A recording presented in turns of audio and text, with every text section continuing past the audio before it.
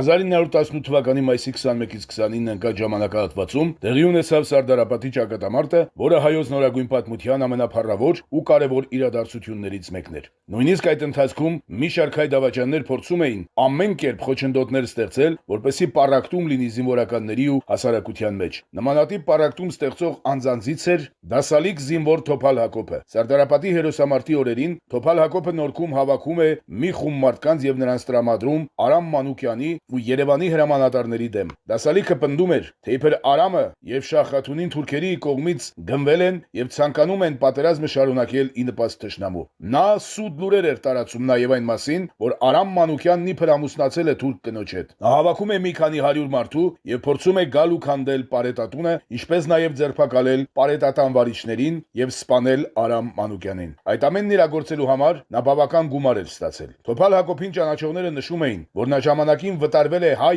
հեղափոխական դաշնակցության շարքերից դասալքության եւ գողության պատճառով։ Այդ ամենի մասին իմանալով Արամ Մանուկյանը, ով գտնվում էր ազգային խորհրդի շենքում, ասում է. Այս միջոցին, երբ Սարդարապատի մեջ հայոց համար կյանքի եւ մահվան հարց է դրված, ուր հայ արյունը հոսում է, անթույլատրելի է, որ մի դասալիկ այդպիսի խայտարակություններ անի։ Ես սպառնալիքից չեմ վախենում, բայց երբ հայ ժողովրդի ճակատագրի մասին է հարցը, ես պահանջում եմ ամենախիստ պատիժը։ Որոշ ժամանակ անց Թոփալ Հակոբը խապված ամբոխի հետ միասին հասնում է ազգային խորհրդի շենք։ Տեղի է ունենում բախում։ Թոփալ Հակոբի մարդկանցից մի քանիսը ձերբակալվում են։ Խապված ամբոխը պահանջում էր Արամ Մանուկյանին, որպեսի կախաղան բարձրացնի նրան։ Այդ միջոցին Արամը պատշգամբից ասում է. ձերբակալեցեք անմիջապես այդ դավաճան Թոփալ Հակոբին, որ արդեն զինվորական դասալիկ է։ Իսկ դուք բոլորդ պետք է գնաք զինվորական կենտրոն անմիջապես ճակատ ուղարկվելու համար։ Դուք ինքներդ ձերբակալեցեք ձեր պետին։ Թոփալ Հակոբը պատասխանում է. դու ինքդ գնա ճակատ։ Կոմենդանտը ուզում է մեզ սարսափեցնել